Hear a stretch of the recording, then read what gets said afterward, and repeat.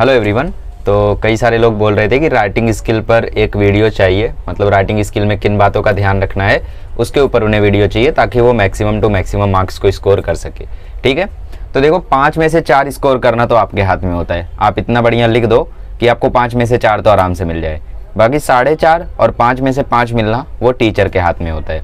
If teacher wants शील give. ठीक है, अगर टीचर को नहीं चाहिए कि तुम्हें 5 मिलना चाहिए तो वो नहीं देगा या नहीं देगी, है ना। सो 5 में से 4 तो हमारे हाथ में है, 4 तो हमें लाना है ना। और नॉन वर्बल टू वर्बल और वर्बल टू नॉन वर्बल में, वर्बल टू नॉन वर्बल में स्पेशली इसमें आप लोग खुद से लाओगे 5 में से 5। बिकॉज आपको करना क्या रहेगा, वर्बल टू नॉन वर्बल में आपको बस ट्री डायग्राम को प्रॉपरली कंप्लीट करना रहेगा। और प्रॉपरली अगर आप कंप्लीट कर लेते हो तो उसमें 5 में से 5 आप एक्सपेक्ट कर सकते हो। ठीक है, तो चलिए देखते हैं कि हम लोग मैक्सिमम मार्क्स को कैसे स्कोर कर सकते हैं राइटिंग स्किल में। आप लोग टेंशन मत लो, मैं हर एग्जाम से पहले अगर हो सका तो एक बार लाइव भी आऊँगा कम टाइम के लिए, बिकॉज आपका टाइम नहीं वेस्ट करना चाहता। और वीडियोस भी अपलोड कर दूंगा उस पर्टिकुलर सब्जेक्ट के लिए। जैसे आपका जब मैथ्स 1 का एग्जाम होगा तो मैं पूरा एक महा रिवीजन लेक्चर अपलोड करूंगा, कम से कम वो 2 घंटे का लेक्चर होगा। और उन 2 घंटों में मैं पूरा का पूरा मैथ्स 1 आपको रिवाइज करा दूंगा। जिसको कुछ भी नहीं आता रहेगा उसको भी कुछ ना कुछ आ जाएगा उस लेक्चर में, अगर वो अच्छे से उस लेक्चर को देखेगा तो। ऐसे मतलब आप आराम करके देखोगे, टाइम पास करके देखोगे तो नहीं आएगा। एक क्लासरूम की तरह उस लेक्चर को देखोगे तो ऑब्वियसली आपको बहुत कुछ आ जाएगा। मैथ्स 2 से पहले ऐसे ही अपलोड करूंगा, साइंस 1 से पहले भी मैं ऐसे ही अपलोड करूंगा, बट उसमें मैं सिर्फ इंपॉर्टेंट चीज़ों को कवर करूंगा। अब इंपॉर्टेंट मतलब वो चीज़ें जिनका आने का 50% चांस रहता है, बिकॉज नो वन नोज 100% क्या आएगा। ठीक है, तो ऐसे बहुत सारी चीज़ें आप लोगों के लिए होने वाली है। आप लोग बस अच्छे से इंजॉय करते जाओ अपने बोर्ड एग्जाम को और रेगुलर लेक्चर्स को देख लो एक बार। ठीक है, मतलब एग्जाम में जाने से पहले जो भी बातें मैं आपको बताता हूँ उन बातों का ध्यान रखना। देखो आज का हमारा टॉपिक है how to score maximum marks in writing skill. ठीक है, तो इसके ऊपर मैंने ऑलरेडी एक वीडियो बनाया था, बट वीडियो पुराना है और आजकल लोगों को एकदम नई चीज़ चाहिए। तो बातें वही रहेंगी, कंटेंट वही रहेगा, बस सेटअप वगैरह और बाकी डेट वगैरह नहीं है। ठीक है, how to score maximum marks in writing skill. तो राइटिंग स्किल में देखो मैक्सिमम मार्क्स लाना कैसे है, क्या पता। तो देखो राइटिंग स्किल में सबसे पहली बात जो आपको सबसे खास ध्यान रखनी है, मुझे पता नहीं मैं कितनी टिप्स देने वाला हूँ आज, बट सारी की सारी गोल्डन होंगी, इतनी जानता हूँ। ठीक है, सबसे पहली बात, गो विद द फॉर्मेट। जो फॉर्मेट आपको बताया है उसी फॉर्मेट के साथ जाओ, सबसे पहली बात। ठीक है, भावनाओं के साथ नहीं, फॉर्मेट के साथ जाओ। कैसे? जैसे आपको लेटर राइटिंग में बताया गया, शुरू में आपका नाम, फिर आपका एड्रेस, फिर सामने वाले का मतलब जो भी प्रिंसिपल को लिख रहे हो तो द प्रिंसिपल या फिर कमिश्नर ऑफिसर जो भी है, मतलब जिसको भी आप लोग लिख रहे हो, उसके बाद उनका उनका एड्रेस और फिर डेट एक लाइन छोड़ के, है ना। फिर सब्जेक्ट पे अंडरलाइन। तो ये फॉर्मेट है।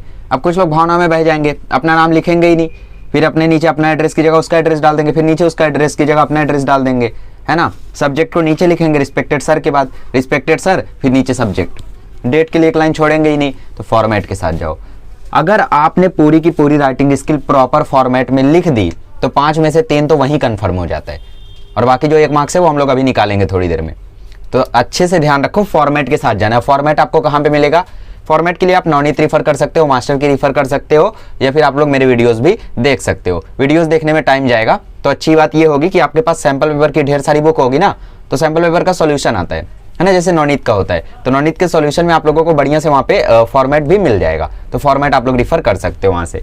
ठीक, तो फॉर्मेट के साथ जाओ, फॉर्मेट अच्छे से याद रखो आप लोग। किसका किसका याद ही रखना है आपको? लेटर राइटिंग, फिर व्यू काउंटर व्यू में कुछ फॉर्मेट ही नहीं है, व्यू लिख के उसका पूरा व्यू लिखना है, काउंटर व्यू लिख के उसका पूरा काउंटर व्यू लिखना है, फॉर्मेट नहीं उसका। इंटरव्यू क्वेश्चन है, सबसे पहले गुड मॉर्निंग सर, है ना। Good morning sir, we are very happy that we are going to take your interview and thank you for sharing और sparing your precious time with us, है ना, and I am going to ask you few questions. तो ये सारे questions आप लोगों को फिर आगे स्टार्ट करने रहेंगे, तो फॉर्मेट होता है वो मैंने अपलोड किया है। फिर लास्ट में भी आपको बोलना रहेगा thank you for sharing your precious time, all the best for your future journey and have a good day. ठीक है, ऐसा इंटरव्यू क्वेश्चन करना है। फिर न्यूज़ रिपोर्ट में भी आप लोगों को पता है, जो न्यूज़ रिपोर्ट पहले टाइटल, डेट, फिर न्यूज़ रिपोर्ट जो कर रहे हैं ना, ऐसा बाय XYZ, ऐसा आप लोगों को करना रहता है। तो फॉर्मेट के साथ जाओ, सबसे पहली बात। दूसरी बात आती है लाइन के साथ चिपक के चलो। ठीक है, लाइन के साथ क्यों? पता है क्या होता है? जैसे आप लोगों की बुक की ये लाइन है, ठीक है, यहाँ पे आप लोगों को लिखना है, तो आप लोग क्या गलती करते हो, शुरू तो यहाँ से कर देते हो। जैसे आप लोगों को अभी कोई अप्रिसिएशन लिखना है, ठीक है, तो लेट्स से कि हम लोग चौथे पोयम का all the words I stage, उसका अप्रिसिएशन लिख रहे हैं। ठीक, तो हम लोग ऐसे शुरू करेंगे, the poem all the words I stage, all the words I stage is written by William Shakespeare. ऐसा नहीं है कि मेरे को स्पेलिंग नहीं आती है, जगह नहीं थी इसलिए मैंने ऐसा लिखा, ठीक है। हाँ, the theme of the poem is the, क्या था इसका theme, I think cycle of life, right, is the cycle of life. तो यहाँ पे गलती क्या की हमने, ध्यान से सबको दिख रहा होगा, हमने देखो यहाँ गलती की, यहाँ गलती की, हमने यहाँ पे जगह छोड़ दी। तो लाइन से आप लोगों को चिपक के चलना है, पूरी की पूरी राइटिंग स्किल में। लेटर राइटिंग में पैराग्राफ करके लिखना है, दो फिंगर का स्पेस छोड़ना है, बिल्कुल नहीं, चिपक के चलना है आप लोगों को, है ना। मैंने वीडियोस में बताया है आपको कहाँ पे पैराग्राफ बनाना है, कहाँ पे नहीं बनाना है। तो चिपक के अगर आप लोगों को चलना है तो यहाँ पे ऐसी गैपिंग नहीं होनी चाहिए। बहुत लोगों का मैं देखता हूँ ऐसी गैपिंग रहती है, मतलब ऐसा लग रहा है पजल खेल रहे। पजल आता था ना बचपन में, ये ऐसा रहता था एक और एक ये ऐसा रहता था, तो हम लोग इनको ज्वाइन करते थे, है ना। तो ऐसा पजल नहीं खेलना है हम लोगों को अच्छे से इसको प्रॉपरली लाइन के साथ चिपका कर इसको लिखना है। तो ऐसे आप लोगों को इसको प्रॉपरली लिखना है, तब जाके आप लोग श्योर हो सकते हो कि आपने अच्छे से प्रेजेंट किया है पेपर को। तो इस बात का ध्यान रखना, ये गलती आपसे जानबूझ के नहीं होती, आपसे गलती से होती है। और गलती कब सुधरेगी, जब आप प्रैक्टिस करोगे। मुझसे बहुत ये गलती होती थी, मैं अक्सर ऐसा कर देता था, ऐसे ऐसे ऐसे ऐसे ऐसे ऐसे ऐसे ऐसे ऐसे ऐसे, मतलब बहुत पजल खेलता था, ठीक है। बट क्या हुआ, मैंने बहुत सारे सैम्पल पेपर को सॉल्व कर दिया था पेपर से पहले। तो सैम्पल पेपर को सॉल्व करने के कारण राइटिंग स्किल में मेरी प्रैक्टिस हो गई थी, तो ये गलती मुझसे हुई नहीं, ठीक है। तो ये गलती आप लोग बिल्कुल भी मत करना। चलो आगे बढ़ते हैं। तीसरी सबसे बड़ी बात आती है प्रॉपर हैंड राइटिंग। अब प्रॉपर हैंड राइटिंग का मतलब ये नहीं होता कि कैलीग्राफी करके आओ। प्रॉपर हैंड राइटिंग का मतलब ये होता है कि राइटिंग बस समझ में आए। जैसे मैंने फॉर्मेट लिखा है ना, ये प्रॉपर है, लाइन लिखा है ना, ये प्रॉपर है, विथ लिखा है ना, प्रॉपर है, गो लिखा है ना, प्रॉपर है, ये इम्प्रॉपर है। मतलब ऐसा आप लिखते हो अगर विथ फॉर्मेट, जैसा मैंने लाइन ये सब लिखा है, ऐसा अगर आप एग्जाम में लिखते हो तो चलेगा, कोई दिक्कत नहीं, बिकॉज ये समझ में आ रहा है। तो इसी को हम लोग बोलते हैं प्रॉपर हैंड राइटिंग, ठीक है। बाकी वो कैलीग्राफी वगैरह आपको नहीं करके आना है जिसमें समझ में ही नहीं आया ये क्या लिखा है, एम लिखा है, वैसे जेड भी है, क्या पता, ठीक है। तो आगे बढ़ते हैं हम लोग। हाँ, तो तीसरी सबसे इंपॉर्टेंट बात आती है प्रॉपर हैंड राइटिंग अच्छे से करना। चौथी चीज और सबसे ज्यादा इंपॉर्टेंट चीज है अवॉइड कैंसिलेशन। देखो अगर 4 चीज आपने पूरे पेपर में कर दी ना, तो सच्ची में मतलब मैं आपको गारंटी दे देता हूं कि 5 में से 4 तो आपको मिल ही जाएगा। आपने कंटेंट भले ही कुछ भी लिखा हो, बट आपको मार्क्स मिल जाएगा।